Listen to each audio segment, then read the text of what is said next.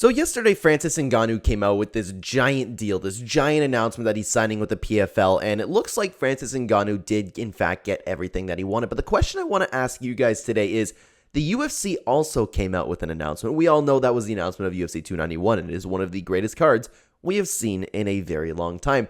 Did Dana White and or the UFC just announce this to overshadow Francis Ngannou? I want to ask you guys down below, and I'll give my thoughts in just a second. Before we get into the video, though, I do want to say hello, everybody, and welcome back to another video. If you are new here, my name is Kyle. I'm your guy with too many YouTube channels. Let's talk about UFC. So I mentioned this in the video where I made a reaction about the whole card, but like by itself, and I was just saying, I was just sitting here. I was just minding my own business. I don't even remember what I was doing. I don't think I was doing anything, but I happened to be on my desk. I'm just sitting here. I'm like, oh, special announcement from Dana White. My mind immediately just went to, oh my god, they're just doing this to Francis Ngannou. Long story short, guys, I'm on team. They probably just did this because of Francis Ngannou. Now, is this a mistake on Francis Ngannou's part by him saying, oh, I have a big announcement on May 16th, and then we had a few days there for Dana White to actually get the card together maybe, but it had to have been longer negotiations than that. Could they be really like trying to overshadow Francis Ngannou that much where they were saving this card for when Francis Ngannou eventually did sign with something? Because I would imagine the UFC would have their contacts, right? They would know like if something is going on, or Ngannou just even spoon-fed it to him. What if they were keeping this in the back pocket for when Francis Ngannou inevitably, well, not even inevitably, when Francis Ngannou most likely signed with somebody? I don't know. I'm kind of thinking they did, because the news all day was talking about Francis Ngannou. Francis Ngannou, he's fighting back against the UFC. Ngannou's standing up for fighters and all this stuff, right? Ariel Helwani had him on, and Francis, like the whole talk all day has been Francis Ngannou. Special announcement from Dana White comes. They just drop the bomb on him. BMF title's back. Dustin Poirier versus Justin Gaethje. Alex Pereira's back against Jan Blachowicz, and they announce all of these amazing fights. It had to have been. And now nobody's talking, like very few people are still talking about Francis Ngannou. I guess I'm still kind of talking about Francis Ngannou, but I'm one of the most involved people in the MMA space in like out of everybody that I know. So I'm kind of even excluding people like me.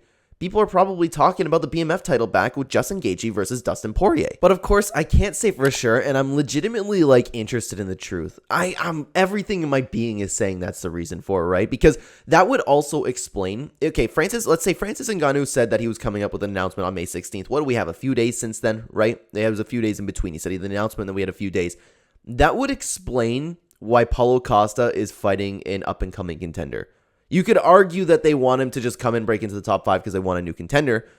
But what happened with all the talks about Paulo Costa, Khamzat Chimaev, Paulo Costa fighting a ranked contender?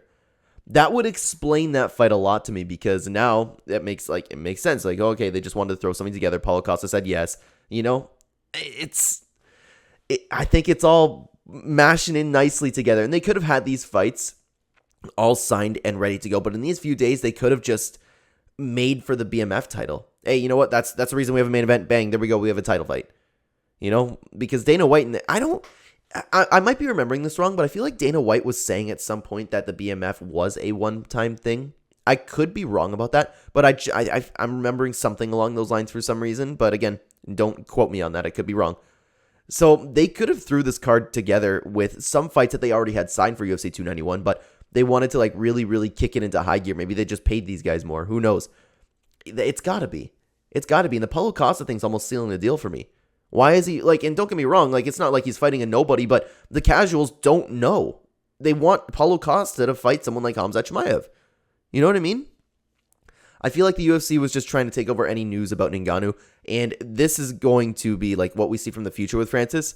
If he signs to have a boxing fight this year, or his first PFL fight next year, if the UFC puts on an absolutely like banger of an event, then we will know that we can call back to this. They were just trying to overshadow him at any point. Now, the UFC will probably be on pretty much every single Saturday. So if the PFL has it on, well, they could have it on a Friday, right? But if they do decide to have a fight on Saturday, maybe the UFC will try to announce something on Friday. I don't know. We'll have to wait and see if the UFC continues to do stuff like this to say for sure.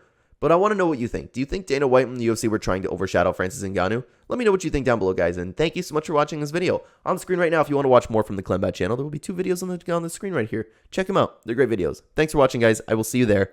Take care.